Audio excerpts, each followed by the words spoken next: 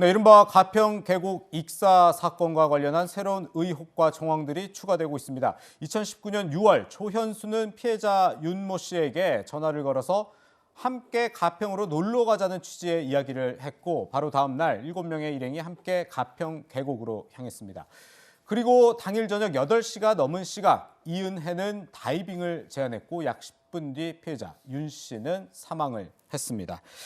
이 전날 조현수의 전화를 받고 함께 떠난 가평 계곡에서 이런 사고가 발생을 한 건데 그리고 피해자가 사망한 시점 바로 생명보험 계약이 해지되기 4시간 전입니다.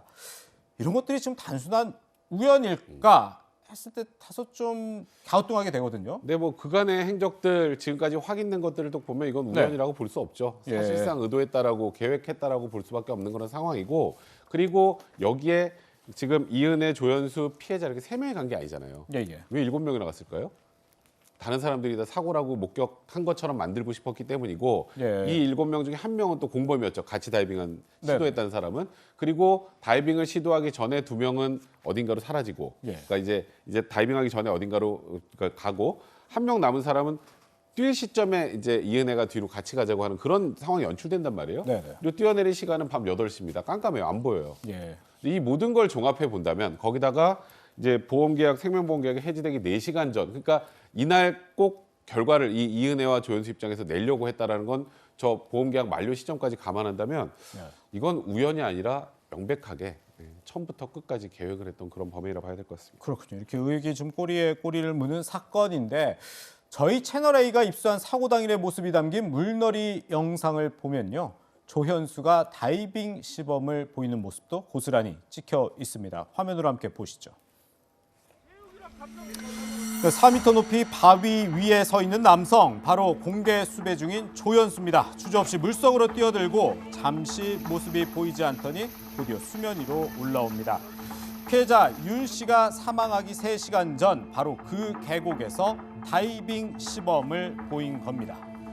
지금 보신 이 모습, 저녁에 다이빙을 유도하기 미리 계획된 행동이 아닌가 이렇게 의심해 볼 수 있을 것 같거든요. 네, 피해자분은 물을 무서워하는 것으로 알려져 있죠. 그래서 그런 피해자를 조금 더 유도를 하기 위해서 먼저 시범을 다이빙을 하면서 보인 것이 아니냐 이렇게 보여지는 의심되는 그런 강한 대목이고요.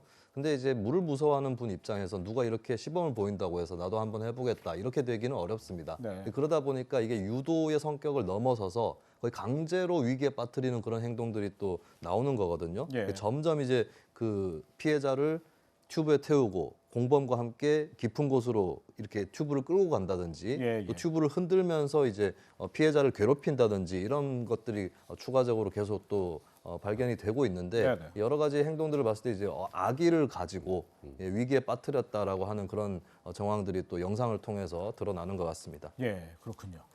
네, 이은혜가 남편이자 피해자인 윤 씨를 조롱하고 괴롭히는 정황도 포착이 됐습니다. 사고 당일 이은혜의 목소리도 한번 함께 들어보죠. 못 뒤집네.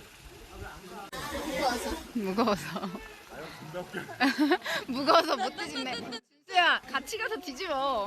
빠밤 상어해줘 상어.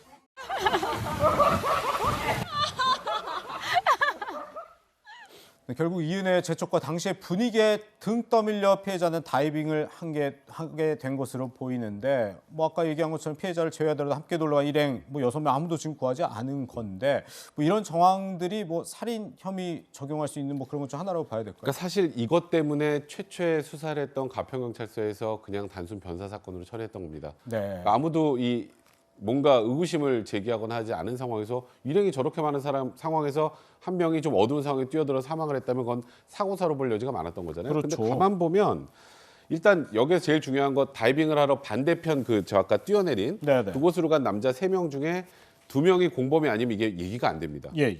근데 사실 그동안 확인 안 됐더니 1명, 의문의 1명, 지금 조현수의 친구를 알려줬고 공범이라고 밝혀졌죠. 예. 그럼 이곳에서 구조가 이루어지지 않으면 반대쪽에 있는 목격자가 어떻게 이걸 사안을 바라보느냐가 굉장히 중요하지 않습니까? 예. 근데 이 다이빙하기 직전 한 50분 전쯤에 이제 일행 2명은 이동을 했고요. 네. 그리고 이은혜하고 1명이 이제 같이 보고 있는 상황에서 이은혜가 잘 안 보이는 밤 8시에 뛰어내리게 유도를 한 거잖아요. 예. 그것도 처음에 말씀하셨던 것처럼 물을 무서워하는 피해자 아니 안 뛰면 내가 그냥 갈게 하고 본인이 구명조끼를 입으면서 유도를 했단 말이죠. 네네. 그러니까 일단은 이 피해자가 이 이은혜에게 어느 정도 심리적으로 예속이 돼 있었기 때문에 예. 이런 행동을 하면 스스로 뛸 거라는 걸 충분히 예감을 한 겁니다. 네네. 이런 점을 다 종합해 본다면 굉장히 소위 말해서 잘 짜서 피해자가 사고사인 것처럼 꾸며서 보험금을 타내기 위한 그런 계획이었다고 봐야 될 것 같습니다. 그렇군요.